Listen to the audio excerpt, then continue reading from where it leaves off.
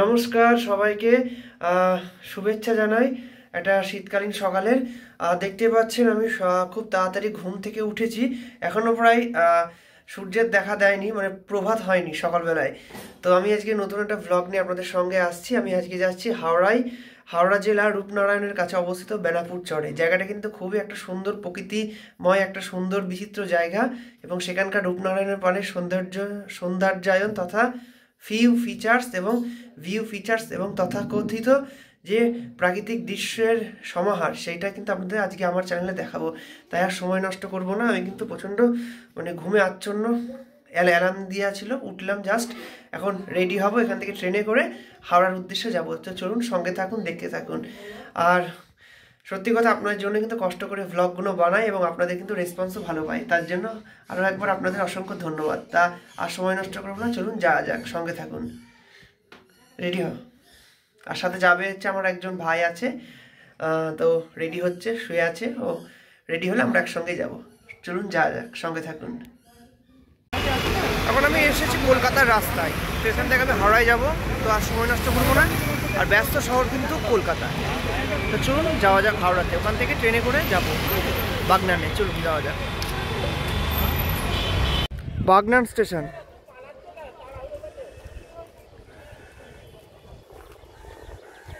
তো ফ্রেন্ডস, আমি এখন ফাইনালি আপনার চলে এসেছি হাওড়া শহরের বাগনান স্টেশনে।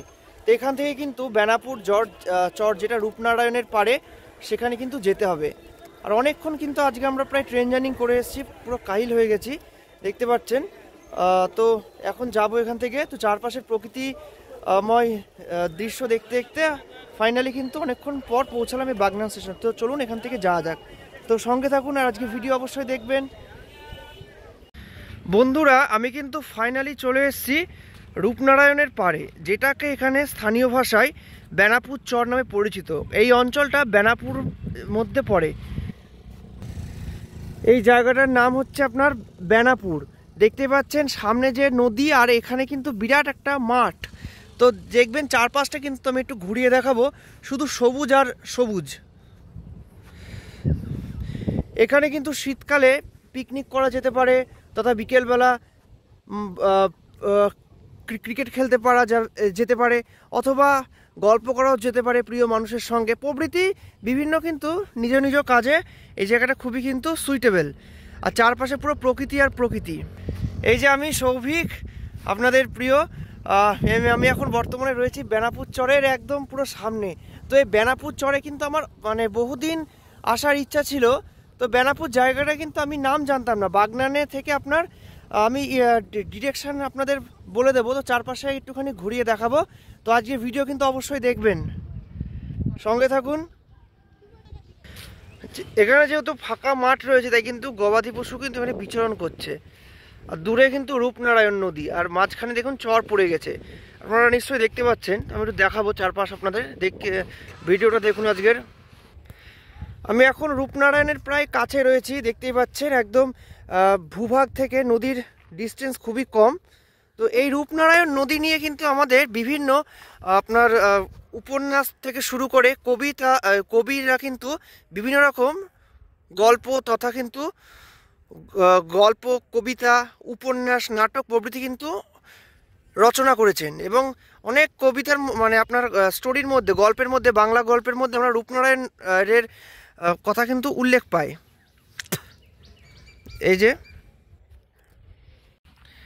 আমরা বেনাপুর চরের মাঝখানে এসে দেখতে পাচ্ছি একদম যেখানে চর, দেখুন এখানে কিন্তু বিকেলবেলায় অনেক যে স্থানীয় দোকান টলি করে বা আপনার ভ্যানের উপর কিন্তু বসে। আর এখন যেহেতু একটু দুপুর টাইম, তাই কিন্তু লোকজনের আনাগোনা কম। আর দূরে দেখতে পাচ্ছি কিন্তু কয়েকটা নৌকা দাঁড়িয়ে রয়েছে। এখানকার যারা স্থানীয় বাসিন্দা, তাদের কিন্তু এই নৌকাতে করে আপনার এখানে রূপনারায়ণের যে মাছ, তা সংগ্রহ করে কিন্তু জীবিকা নির্বাহ হয়। তো এই নদীটার দেখুন মাঝখানে কিন্তু একটা চর পড়ে গেছে, কিন্তু ওখানে কিন্তু চরের নিচেও কিন্তু জল রয়েছে, যেহেতু এই নদীটা কিন্তু খুব ডেপথ। আর আমরা কোলাঘাট যাওয়ার পথে কিন্তু এই নদীটা পার করে কিন্তু কোলাঘাটে যায়। আমরা জানি যে কোনো জায়গাকে আপনার ডিভাইড করে হয় কোনো নদী বা কোনো ল্যান্ডমার্ক অথবা কোনো আপনার ব্রিজ। তাই এই যে আমি বর্তমানে রয়েছি হাওড়া জেলার একদম শেষ প্রান্ত। বর্তমানে আমি আপনার রয়েছি একেবারে হাওড়া জেলার শেষ প্রান্ত, বাগনানের কাছে অবস্থিত বেনাপুর, আর ঠিক ওই পারে কিন্তু আপনার মেদিনীপুর।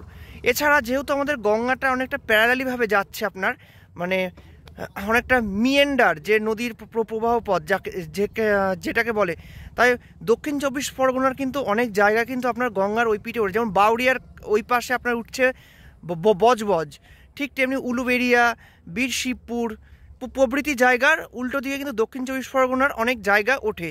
যেমন বাসন্তী আছে, আপনার কুলতলি আছে, প্রভৃতি জায়গা।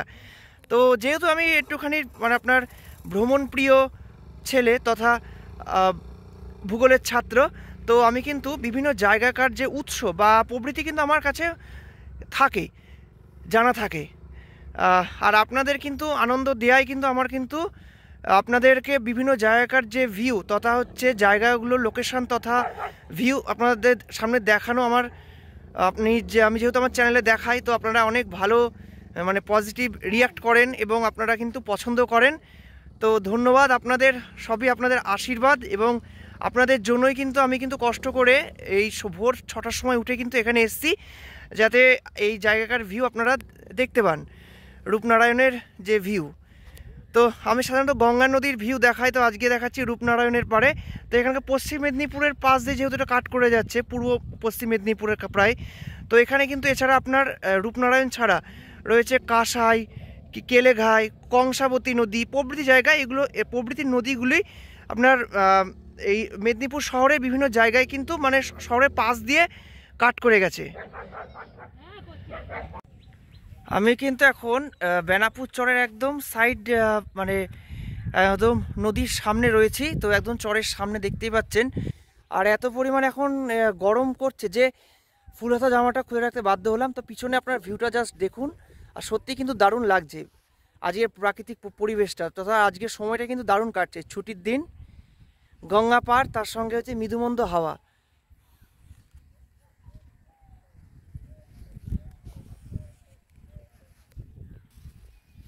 আমরা খেয়াল করলে দেখতে পাবো আমার এই সাইডে যে একটা নৌকা রয়েছে, তো নৌকার ওই সাইডে কিন্তু প্রচণ্ড চর, তার চরগুলো কিন্তু আপনার এই পুরো এত পরিমাণ মানে এঁটেল পলিযুক্ত যে এখানে কিন্তু পার হতে গিয়ে কিন্তু পায়ে আপনার জুতোতে কিন্তু মানে মাটি বেঁধে যাচ্ছে।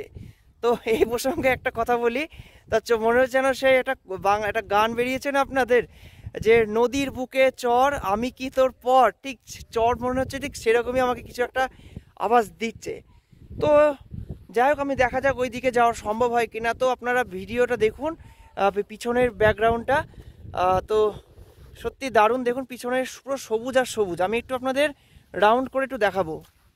আর এইদিকে কিন্তু পুরো পাখির আওয়াজ, পাখির কলতান,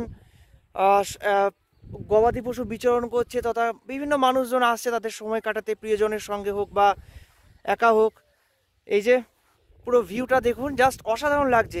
আপনারাও কিন্তু একদিন আসবেন, যে শহরের ব্যস্ত কোলাহল তথা ব্যস্ত লাইফ থেকে একটু সময় সাময়িক আনন্দের জন্য, কারণ এখন আমাদের জীবন থেকে এই আনন্দ কিন্তু প্রায় নেই বললেই চলে, কারণ প্রত্যেকে তাদের কর্মক্ষেত্রে ব্যস্ত।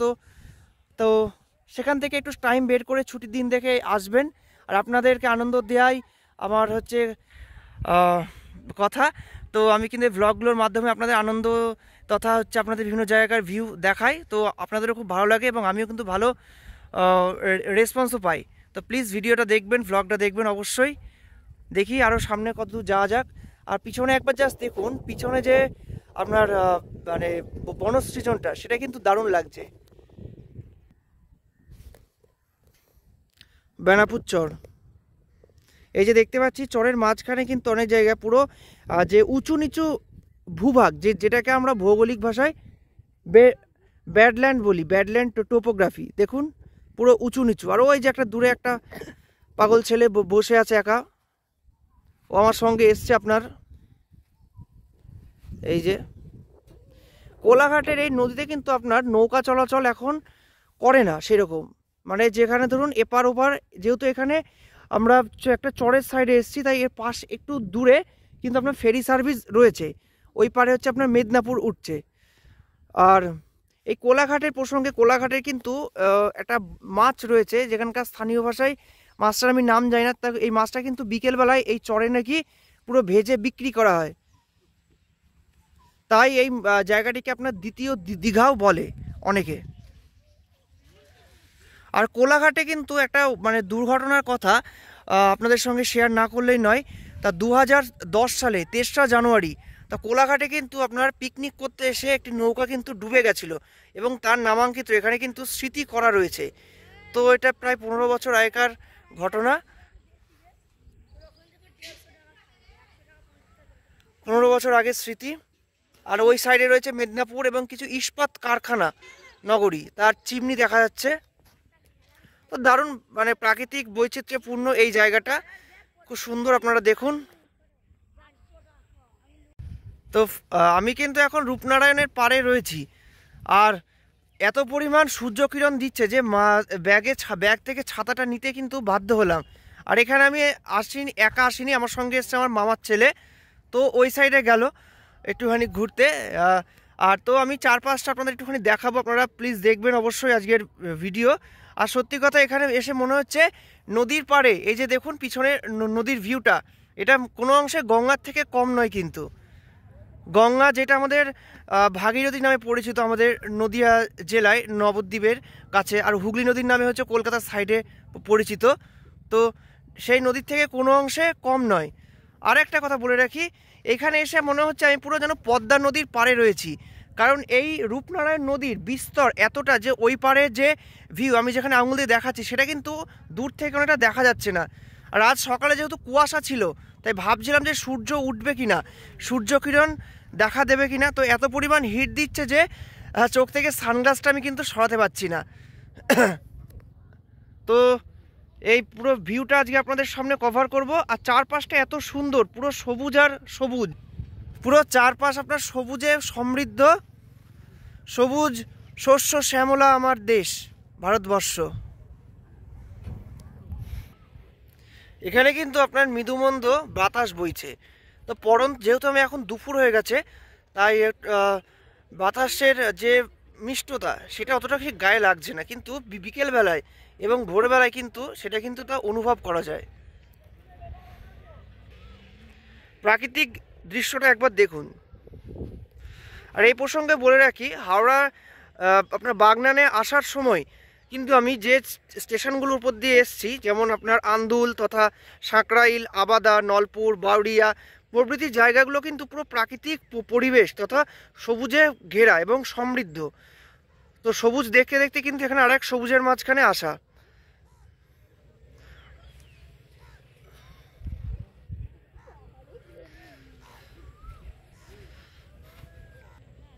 এই যে রূপনারায়ণের পাড়ের কিন্তু পলি, যেটা নদী পলি, এই পলি দিয়ে কিন্তু ঠাকুর তৈরি তথা হচ্ছে যে মৃৎশিল্পের যে আসবাবপত্র সেগুলো কিন্তু তৈরি করা হয়।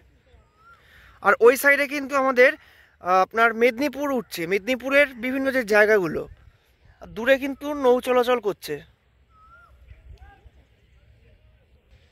রূপনারায়ণ নদীটির কিন্তু আকার ও আয়তন বিশাল সুবিস্তৃত।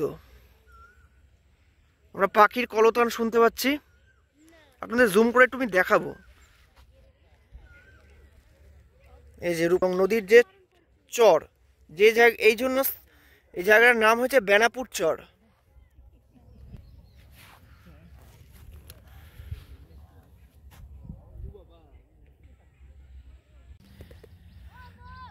এখন আমি রূপনারায়ণের একদম চরের, যেটা আপনার দেখুন সামনে চর পড়ে গেছে, তা চরের একদম পুরো কাছে দাঁড়িয়ে রয়েছি। আর সামনের যে বাগানটা দেখুন খুব সুন্দর লাগছে, পুরো নদীর ধারে এরকম সবুজ মানে যে বনসৃজন, তা কিন্তু সত্যি দারুণ লাগে, সত্যি অপূর্ব একটা দৃশ্য।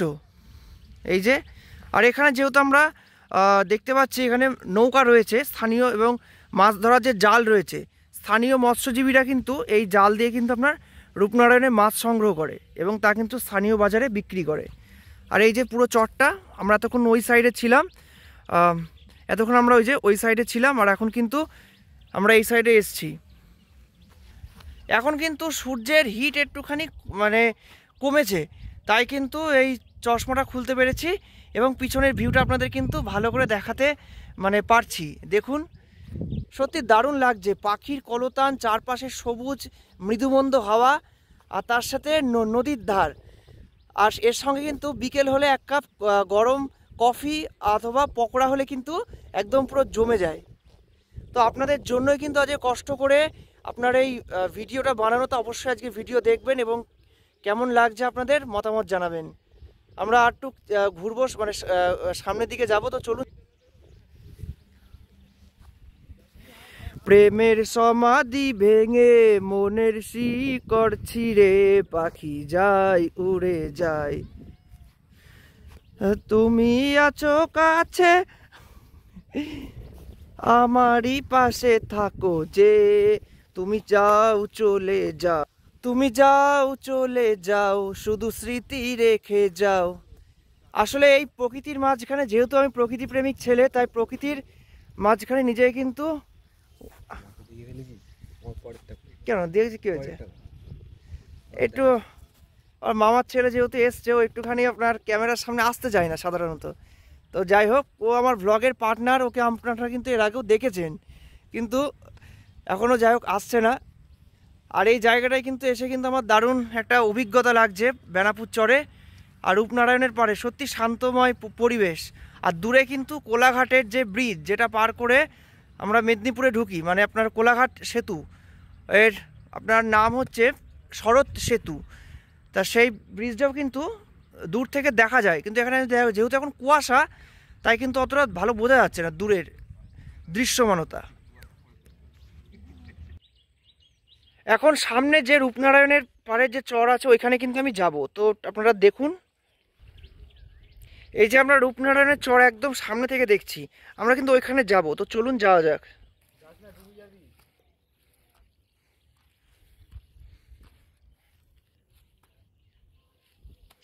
বন্ধুরা, এখানে কিন্তু প্রচণ্ড এই মাটিটা কিন্তু পলি মাটি আর খুব কাদাময় যুক্ত, তাই যত যাচ্ছে কিন্তু পায়ে কাদা লেগে আসছে, এবং আপনার পুরো জায়গাটা একটু সামনে অপরিষ্কার, তাই আমরা বেশি দূর যাচ্ছি না, একদম উপরে যাচ্ছি। আর দেখুন, ওই যে একটা অবুঝ বালক বসে রয়েছে, এবং চারপাশ থেকে ভিউটা দেখুন, সত্যি দারুণ কিন্তু এই চরটা, আমি না আসলে কিন্তু এখানে মিস করে যেতাম। এসো শ্যামল সুন্দর, এসো শ্যামল সুন্দর, ও নদীরে একটি কথা শোধাই শুধু তোমারে, বলো কোথায় তোমার দেশ, তোমার নেই কি চলার শেষ। তো আমি একটুখানি গায়ক হয়ে গেছিলাম, মানে সাময়িক সময়ের জন্য। তো এত সুন্দর পরিবেশে এসে কিছু গান না করতে পারলে নিজের ভালো লাগছে না, তাই কিন্তু একটু আপনাদের জন্য ওই নদীর প্রকৃতির মাঝে নিজের কিছু ভালো লাগা উৎসর্গ করলাম। তো এই যে আমি এখন একটুখানি জাস্ট বসলাম আর কি, আর চরের একদম এইখানে দেখতে পাচ্ছেন পিছনে ব্যাকগ্রাউন্ড, এবং এই সাইডের ব্যাকগ্রাউন্ডটা পুরো সবুজ, পিছনে সবুজ, আর সামনে রয়েছে রূপনারায়ণ নদী।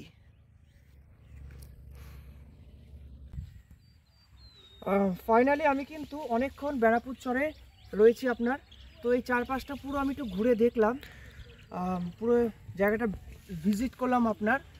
তো সত্যি কথা, এই জায়গাটা কিন্তু খুবই উঁচু নিচু একটা ভূভাগ, যেটাকে ব্যাডল্যান্ড টোপোগ্রাফি হিসাবে আখ্যা দিতে পারি। তো চারপাশটা কিন্তু দারুণ একটা প্রাকৃতিক পরিবেশে পরিপূর্ণ, তথা সবুজ আর সবুজ, আর পাশে রয়েছে রূপনারায়ণ নদী। তো আমি একটু আমার ক্যামেরা ভাইকে বলবো একটু চারপাশটা একটু দেখাও। আর এখানে কিন্তু আপনারা আসলে কিন্তু কুকুর হইতে সাবধান। আর আমি কিন্তু এখানে সত্যি নিজেকে হারিয়ে ফেলেছি প্রকৃতির সঙ্গে, যেহেতু আমি প্রকৃতি প্রেমিক ছেলে, তাই প্রকৃতির সাথে আমার কিন্তু একটা নিবিড় কানেকশান। তো আমি কিন্তু প্রকৃতির সঙ্গে নিজেকে অনেকটা একত্রিত হয়ে পড়েছি, এবং নদীর এপার থেকে ওই পার পুরো রাউন্ড দিলাম, আর চারপাশে যে গাছপালা সব মিলিয়ে একটা দারুণ সুন্দর একটা বেশ অ্যাটমসফিয়ার, দারুণ একটা অ্যাটমসফিয়ার, মানে এক কথায় যাকে বলে অসাধারণ। আর তো এখানে আসলে কিন্তু আপনার যে ডিপ্রেশন তথা হচ্ছে বিভিন্ন রকম যে চিন্তা তথা একদিনের জন্য সব কিছু কিন্তু আপনি ভুলে যেতে পারেন। তো আমাকে কিন্তু অনেকে নানা রকম প্রশ্ন করে, তো সব প্রশ্নের উত্তর দেওয়া হয় না। তো একটা কথা বলবো, নিজের যেটা ভালো লাগে সেটা করো, আর টাইম পেলে ঘুরতে যেও, তাহলে দেখবা মন ভালো হয়ে যাবে। তো যেহেতু আমার ট্রাভেলিংয়ের চ্যানেল, তো আমার এই জন্যই কিন্তু বিভিন্ন জায়গায় ঘুরতে আসা হয়। তো এই যে আজকে বেনাপুর চরে এসে কিন্তু খুব ভালো লাগছে। মেদিনীপুর একদম হাওড়ার একেবারে সংযোগস্থল এই জায়গাটা। আমি একটু ক্যামেরা ভাইকে বলবো তুমি একটু দেখাও, এবং আমার এই সাইডটা একটুখানি দেখাতে বলবো। দেখো যতদূর চোখ যাচ্ছে শুধু সবুজ আর সবুজ। আর এখানে কিন্তু এখন দোকানপাট খুব একটা, মানে যেহেতু এখন দুপুর কিন্তু দেখা যাচ্ছে না, বিকেল সাইড হলে দেখা যাবে। তো অনেকক্ষণ আছে, এবার একটু দেখি অন্য কোথাও যাওয়া যায় কিনা। তো আজকের ভ্লগ কিন্তু আপনারা অবশ্যই দেখবেন, আপনাদের জন্য কিন্তু কষ্ট করে বানানো। তো শুরুতে বলেছিলাম এই বেনাপুর চরে কি করে আসবেন। তো আমি কিন্তু খুবই মানে প্রচণ্ড আপনার উজিয়ে আসা যাকে বলে, কারণ হচ্ছে দেখুন আমার বাড়ি যেহেতু আপনারা জানেন কৃষ্ণনগর, নদিয়া জেলার। তো কৃষ্ণনগর থেকে আমি এসেছি প্রথমে নৈহাটি থেকে ব্যান্ডেল লোকাল ধরে এসেছি ব্যান্ডেল থেকে হাওড়া থেকে এসেছি, আবার হাওড়া থেকে মেদিনীপুরের লোকাল ধরে বাগনানে এসেছি। তো বাগনান থেকে আপনার কিন্তু কাছে বাস স্ট্যান্ড, সেখান থেকে আপনার টোটো বা বাস পেয়ে যাবেন। এই টোটো না, এটা হবে আপনার ম্যাজিক ভ্যানে করে আপনারা আসবেন, একদম পুরো চরের কাছে নামিয়ে দেবেন, মাত্র 5 মিনিট হাঁটতে লাগবে।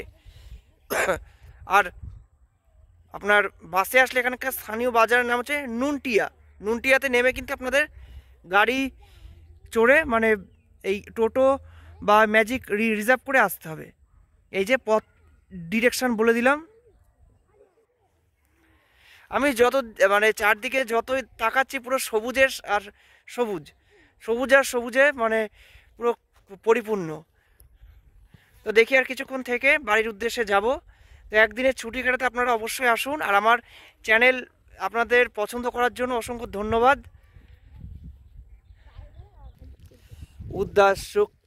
উদাস দুপুর একলা সখী আসবে কি আর একলা নদীর ঘাটে, দেখতে তোমার মনো চাহিরে।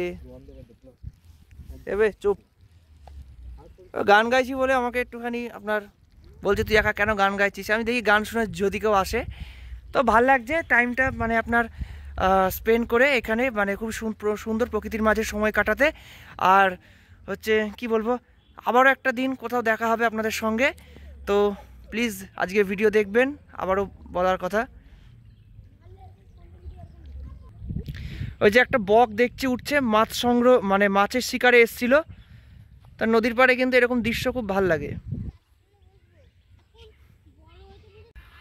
আমরা এখন রূপনারায়ণের যেহেতু চরে একদম রয়েছি বেনাপুরের, তাই দেখতে পাচ্ছি প্রচণ্ড যেহেতু সূর্যের এখন দুপুরবেলা, তাই সানহিট দিচ্ছে এবং রূপনারায়ণের জল কিন্তু পুরো চিকমিক করছে, পুরো সোনা মানে যে সোনা যেরকম চিকমিক করে ঠিক সেরকম চিকচিক করছে।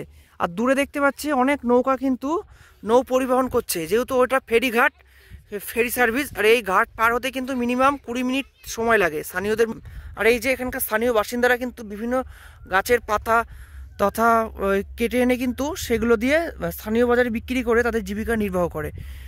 আর এই যে কোলাঘাটের পাড়ের আজকের ভিউটা দেখালাম আপনাদের, দেখবেন অবশ্যই। এই যে চর আর এই যে রূপনারায়ণ নদী। তো কেমন লাগছে আজকের ভিডিও অবশ্যই দেখবেন। ফাইনালি চলে এসেছি আমি আমার হোম সিটিতে। আর এখন আমি গতকাল যেহেতু বেনাপুর চরে গেছিলাম, তো ফিরতে অনেকটা রাত হয়, আমি ভিডিওটা এন্ড করতে পারিনি। তো এখন আমি চলে এসেছি আমার হোম সিটিতে। তো কালকে খুবই পরিশ্রম গেছে এবং আপনাদের জন্য কিন্তু কষ্ট করে ভিডিওটা বানিয়েছি। আর রূপনারায়ণ তীরে যে এত সুন্দর প্রাকৃতিক ভিউ ফিচার্স তথা কথিত যে টোপোগ্রাফি, সেটা সত্যি কিন্তু দারুণ এবং অতুলনীয়। তো আপনারা প্লিজ অবশ্যই আজকে ব্লগটা দেখবেন অবশ্যই, এবং কেমন কি লাগছে আপনাদের মতামত জানাবেন। পারলে চ্যানেলটিকে আরও সাবস্ক্রাইব করবেন যাতে আরও ভিডিও আপডেট দেওয়ার জন্য। তো ভালো থাকবেন, সুস্থ থাকবেন। আজকে এখানে শেষ করছি, নমস্কার।